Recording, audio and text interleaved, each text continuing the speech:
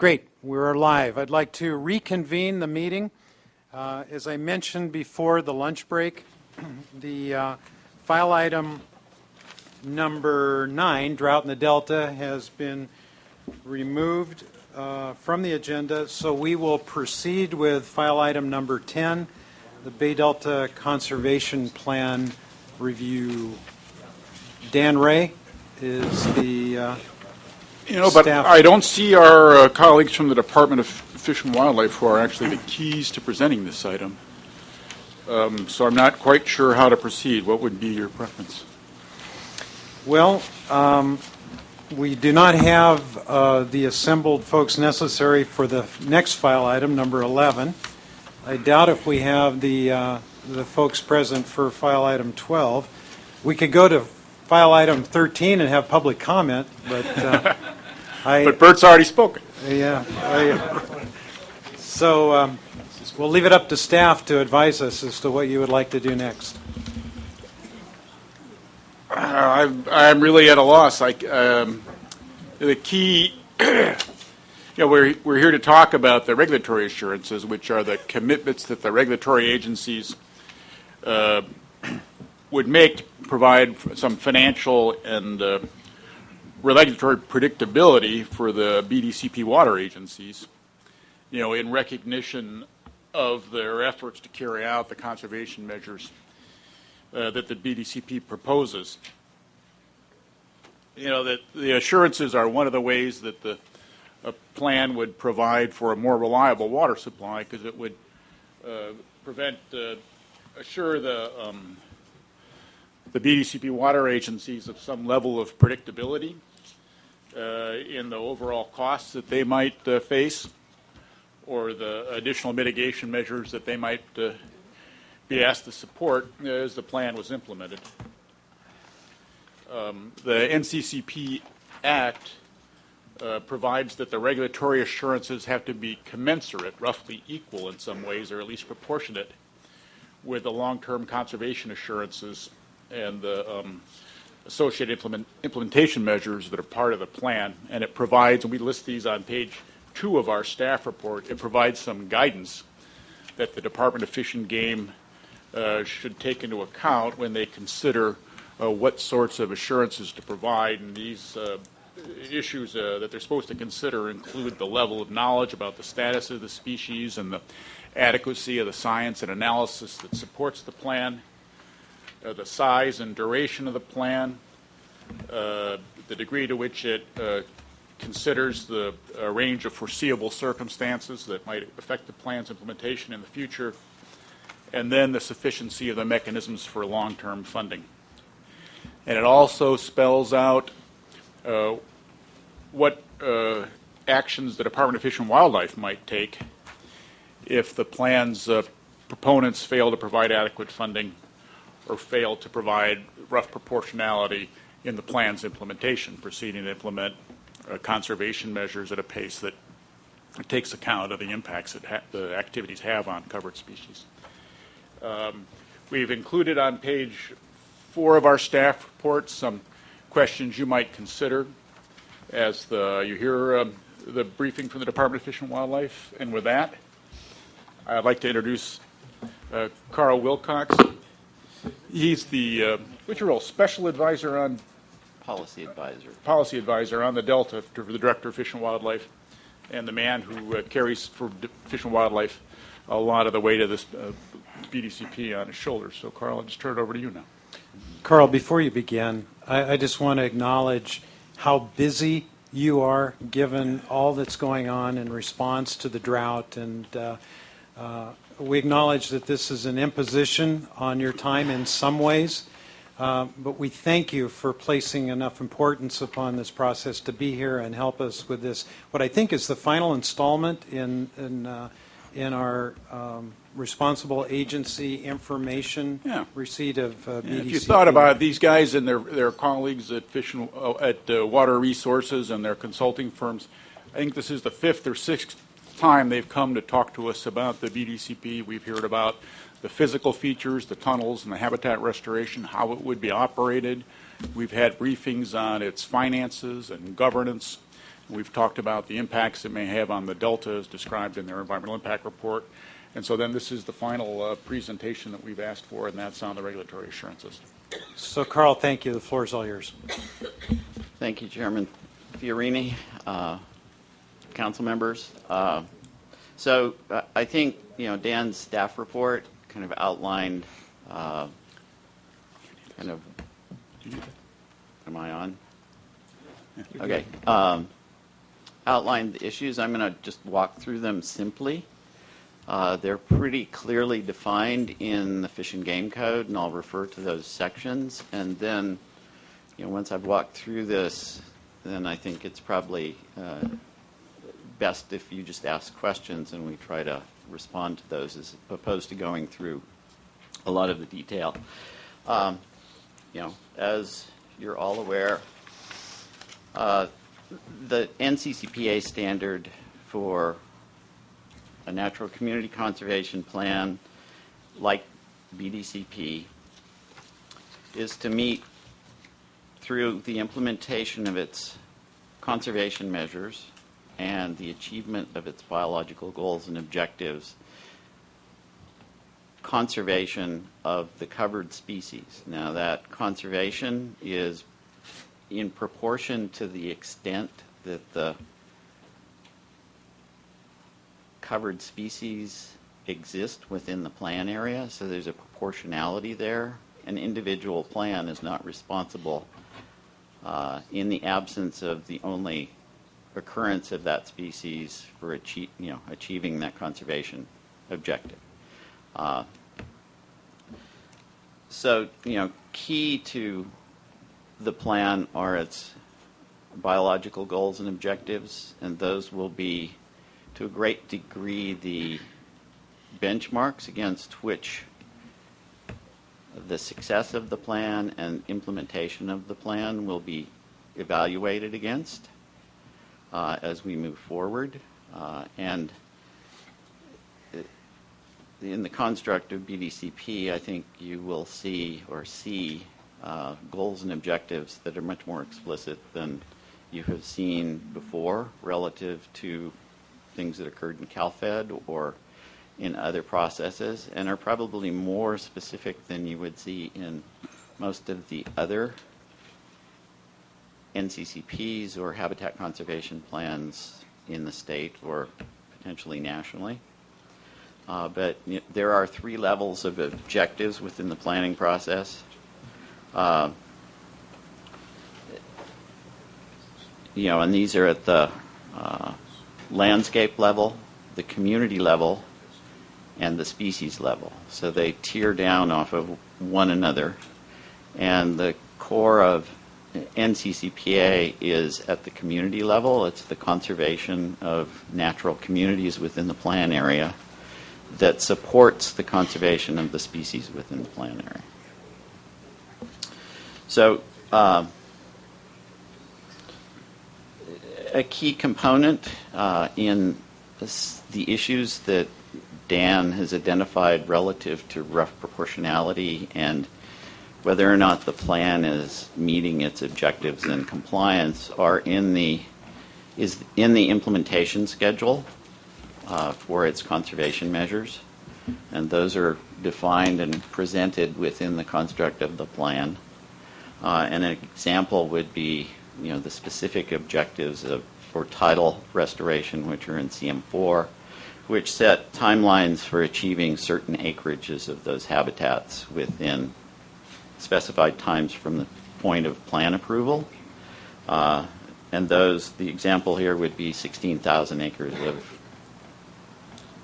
habitat by year 10, approximately 26,000 acres by year 15, and completion of the 65,000 acres that are currently described in the plan by year 40. Now, ultimately, those amounts could be modified based on the adaptive management process if they're not achieving what they're intended to do. So in approving natural community conservation plan, there are specific findings that the department needs to make that are described in Fish and Game Code Section 2810. And as I'll just touch on these briefly because Dan covered them previously, but the plan integrates adaptive management into implementation, supported by a monitoring program, provides protection of habitat, natural communities, and species diversity at a landscape and ecosystem level. Conservation measures in the plan area provide for the conservation of species by conserving landscapes for ecological integrity and function and diversity, conservation of species within the plan area, and linkage of both internally and externally of those habitats with surrounding areas and amongst themselves within the plan area, and provides or protects environmental gradients. So an example would be deep channel habitat up through intertidal zone into the transitional uplands to connect all of those functional aspects of the delta landscape. And then, as I mentioned, connectivity between the habitat, and in this case, particularly the land and riverine processes within the delta and the estuarine character of the delta, so the tidal areas. Additionally, specific conservation measures that meet the needs of the covered species, so we can't just go out and do community conservation work and not be aware of the species that are covered within the plan. So there has to be a relationship there. Time frame for implementation. So as I mentioned earlier, there is a time frame and an implementation schedule. All plans have those. And there are certain waypoints for specific conservation measures within that context. Provisions that ensure adequate funding. That's always a tricky element of plan implementation because these are large-scale plans, often, well, in the case of BDCP, in the billions. Many of them are in the hundreds of millions in the terrestrial context, or if not more. And all of that doesn't necessarily need to be there at day one, but the mechanisms for achieving that over time need to be identified. And there are examples of planning processes within the state where the plan's been approved and it's taken a while, particularly for local funding to come through and the appropriate mechanism to achieve that. And consequently, there were issues with whether or not the plan would proceed until that occurred.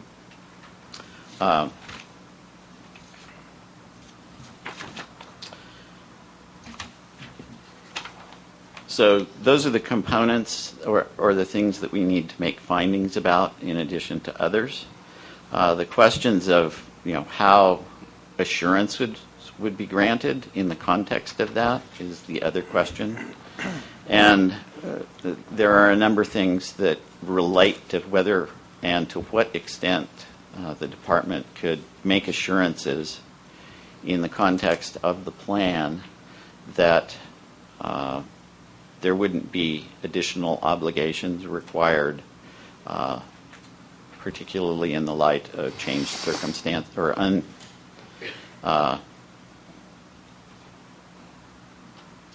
unforeseen circumstances occurring.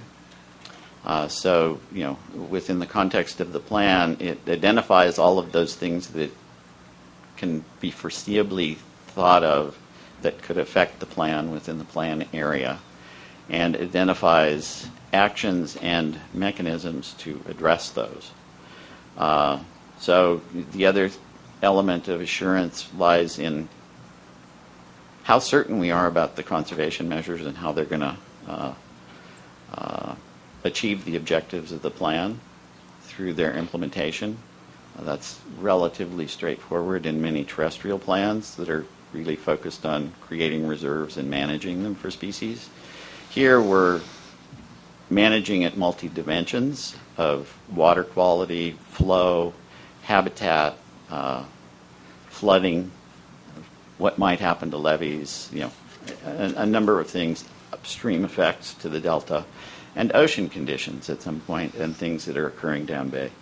So there is a high level of uncertainty within the context of BDCP, and the level of assurances are how the conservation plan is structured to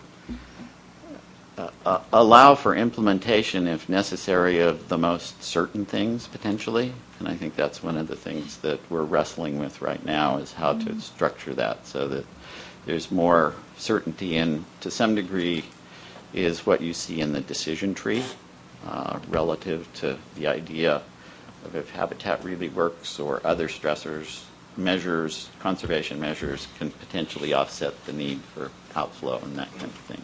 And that's a key component of it. I think the concept there being that there's debatably there's more certainty in the effects of flow based on what we know on over 40 years as opposed to some of the other aspects. And we're going to have to learn about those through the adaptive management process. And let's see, I think that's it. Carl, maybe you could talk a little bit about the what if conditions. How if things fall off track, if funds that were expected aren't provided, or if other impediments to implementing the plan occur, what are the steps that the Department of Fish and Wildlife could take under the regulatory assurances then to address those kind of potentialities? Well, I don't know that they're taken under the regulatory assurances per se. They're taken under the implementation of the plan, and consequently, and this has happened in other plans. If, let's say, the conservation is not being implemented in what's called roughly proportional, a rough step to the impacts of the plan, let's say. And this is where this is a little bit different from terrestrial plans in the context of BDCP, is that, those plans generally authorize some amount of land development in exchange for conserving a reserve system. And the problem arises if the development is happening faster than the conservation. And so if that's the case, the intent is to keep things at least roughly proportional as you're moving forward. BDCP is a little bit different in that it is complicated in that many factors are going to be at play through the implementation of conservation measures, and and we have a decision point at some point that will probably have significant bearing on what it looks like. So it's how the plan as a whole is being implemented and not any particular component of it. I think there are meet and confer provisions within the implementing agreement and allowed for under the Act to remedy this solution, as short of pulling the permit, so to speak, and mechanisms particularly through the adaptive management process, to look at how effective any particular conservation measure may be within the context of the plan, and whether or not resources that are associated with that one may be better put to achieving other objectives. So I don't know that there's a clear answer. It's a relatively dynamic process, short of just being totally out of compliance and then having to reassess the situation and moving forward. Keeping in mind that in the context of NCCPA, this is a conservation plan. It's not a mitigation plan. So at some point, you may revert to standard permitting processes if all else fails. But in the context of a conservation plan, it assumes a substantial contribution of public funding, and I think that's where the greatest concern lies with BDCP relative to its price tag. But I think, and could be argued is that we have seen a fairly strong track record of conservation spending through bond measures in the past. And many of the terrestrial conservation plans receive substantial funding through the federal government for their implementation in the context of the conservation aspects of their plan. So I guess I would point to someplace like Contra Costa County and the East Contra Costa Natural Community Conservation Plan, which was approved just before the housing bubble burst.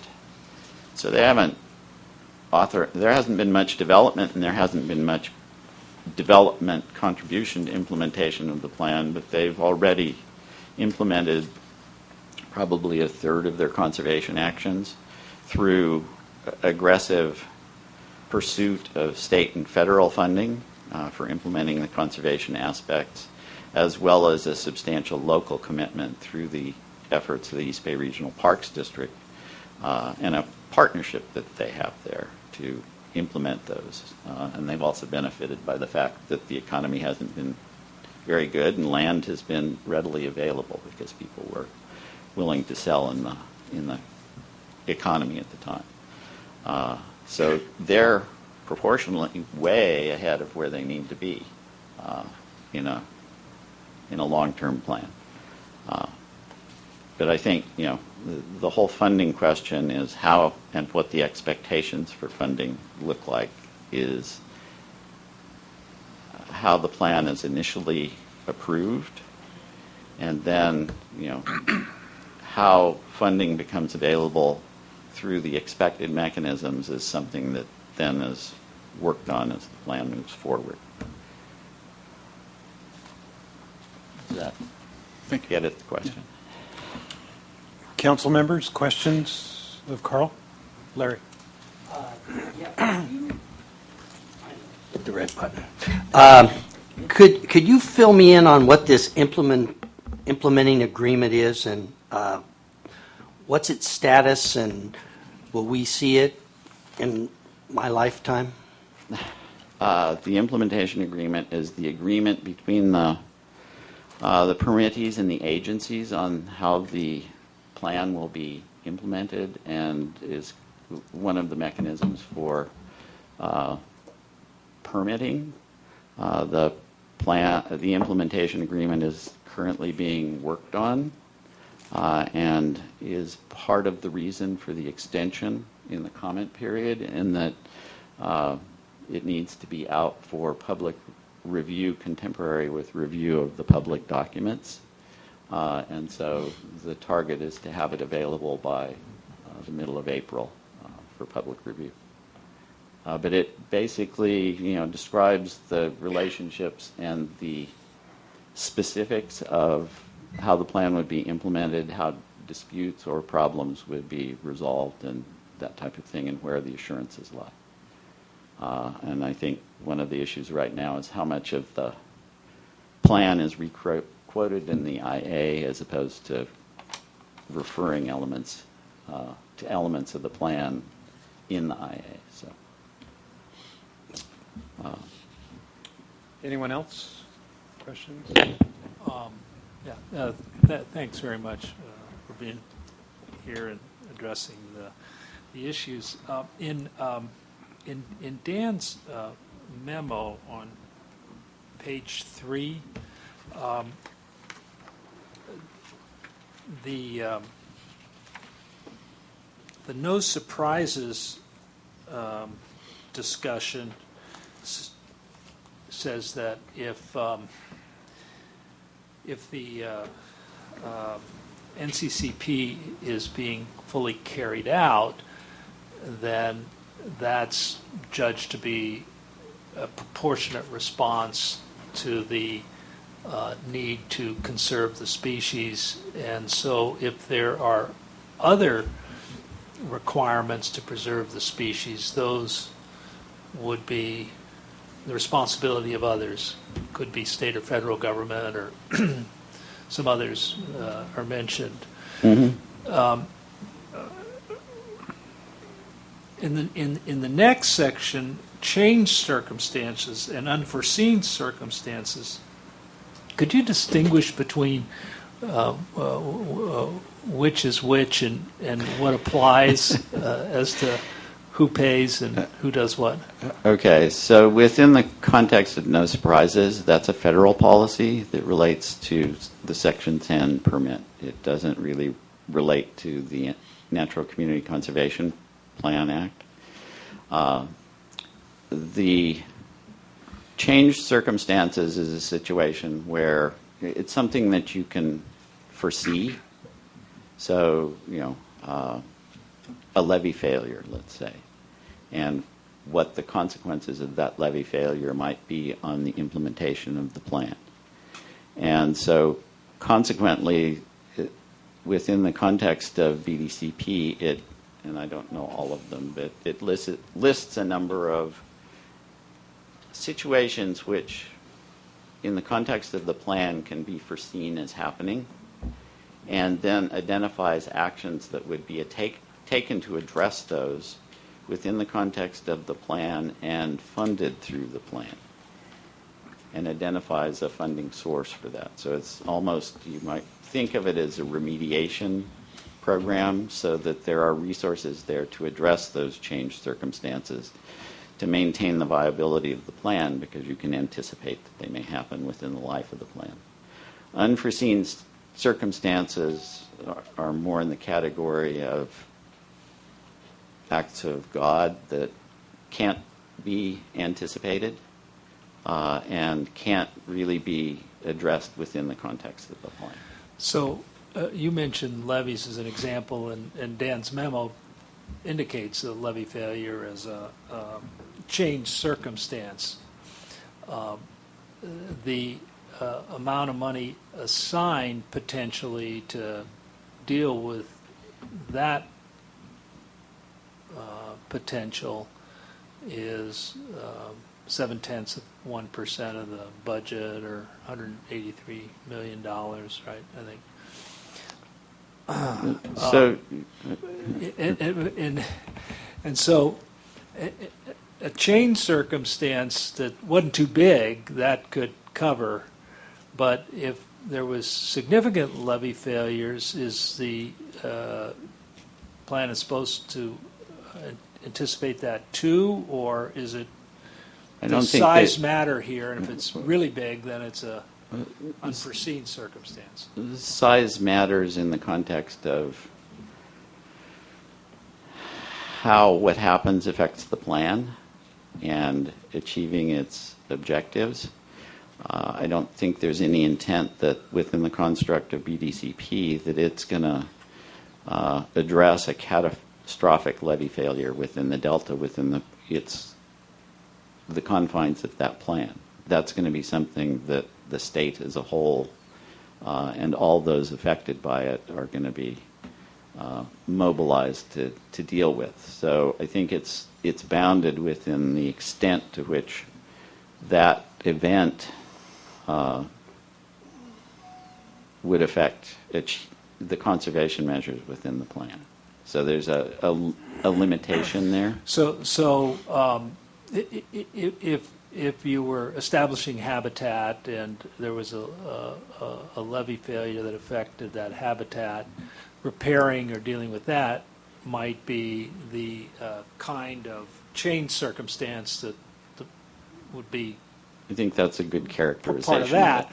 On the other hand, if there was an earthquake and several levees failed, then undid everybody's best efforts in water supply and environmental protection, that would be a circumstance that would be presumably the responsibility of the entirety of the state. Right. So, I think an example would be, severe storm damage, and flooding in the delta.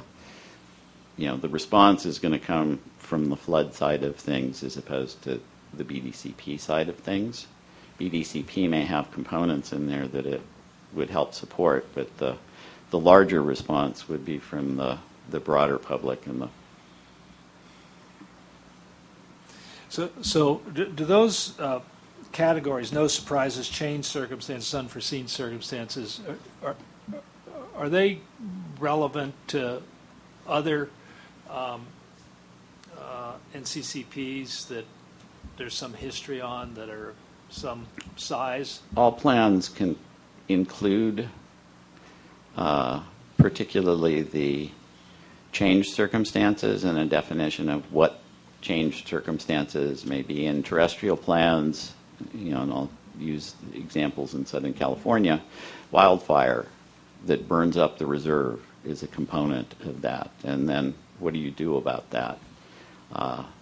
Both from remediating the effect. So that would be something that's an anticipated in a fire-dominated natural communities. You would expect that. The response would be in proportion to, how much of the reserve and how you would deal with that would be described in the plan. So that is similar to how it would be described in BDCP. That unforeseen circumstances, again, are addressed in all plans, in that you have to identify those things that are, in effect, beyond the control of the permittees and their ability to address those changes on their own. And they may be changes that are outside their scope. For salmon, we could see poor ocean conditions and a significant decline in salmon populations that would be beyond the ability of the project or BDCP to deal with, or climate change may overcome BDCP's particular abilities to deal with those fish if through the best efforts of keeping in mind that BDCP's sphere of influence is the delta. It's not reservoir operations per se. Those are dealt with differently. So, it may be that through climate change in the life of the plan, we see a more precipitation-driven environment. Temperatures go up at higher elevations, and it becomes impossible to maintain a cold water pool in a reservoir to sustain the tailwater fisheries below that. And that would be an unforeseen circumstance that, BDCP on its own wouldn't have a responsibility to address, particularly in the construct of BDCP's focus is on its effect to those fish within the delta and its ability to improve their survival as they move through the delta, because they don't use the delta for the entirety of their life cycle. So in both this plan and in prior ones, Southern California or elsewhere that have some consequence, describing changed circumstances is important because it's possible that many years from now that document will be looked at to see what's the allocation of responsibility should there be an event that is harmful to the environment. Yes, that would be a good characterization of it. Who decides if it's a changed circumstance or an unforeseen circumstance? Who makes that decision?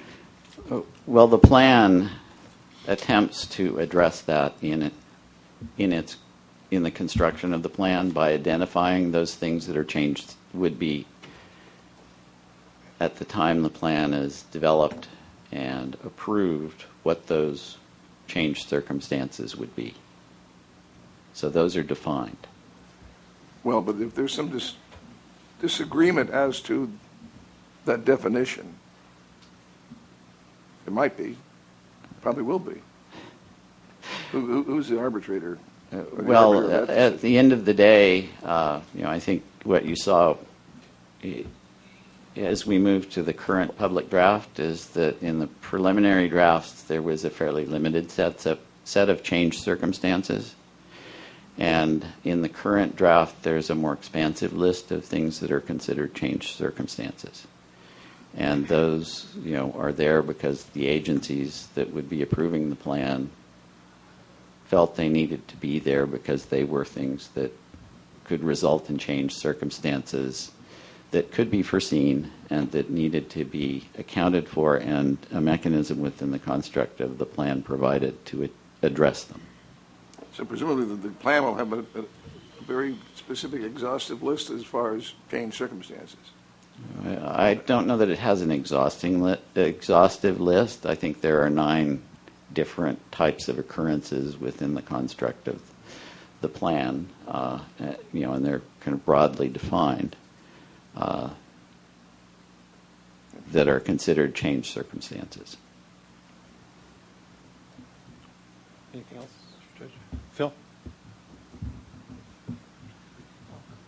Carl, what can you tell us about the proportion of other conservation plans under state law that we've seen? There are, 5 or 6 or whatever in the Dickens there are. And the percent of the total project cost compared to the amount of money set aside for the project to pay for those costs. So many... I understand everything's different. I've got Right, that. yeah. But, I'd just like to know Project A, which was completed in Orange County Coastal in such and such a year, said the total project cost about this, and the mitigation paid for is this, but the NCCP designated stuff is this. Mm-hmm. So the one I'm most familiar with is East Contra Costa. Many of them are kind of I think some of the Southern California ones are kind of a third, or 50%, 25, I'm not asking you to say that is the appropriate allocation for BDCP, but what would the dollar figures be if it were? Roughly, ballpark, wild guess. I'll just do a wild guess. Let's say East Contra Costa was $600 million to implement it through its lifetime. They went through an exhaustive process with stakeholders to figure out what the fair share was based on past public contributions, expected public contribution, and what the extent of the development was in that they established a fee program. And they have a set amount of habitat and obligations. And I think, as I remember, their fair share for the development fees was about 54% of the overall. Of the development fees. Right. Okay. Is there a way for the department to give us those figures just as background information? Yeah. That would be That's why very not, helpful, yeah. because I know things are different, but I'd at least like to know how other people made judgments and what proportionality of cost allocations they made. May not be relevant, but it might be. And I've actually taken a look at pieces of the BDCP. I think they've made a cut, not at the comparison to others, but at least on their own allocation, which we'll talk about later. Mm-hmm. Yeah, well, all plans have a kind of how they came up with their funding mechanism, and Okay. we probably have the information And on my recollection how it's is shared. 3 years ago, you did a memo for us on the history of NCCPs in California. At least I may be wrong, but you've done so many things over the years that I think you had done just a short letter outlining the 4 or 5, whatever it was, major or significant NCCPs that were out there at that time. Okay. Thank you. Sure. Any other questions of Carl?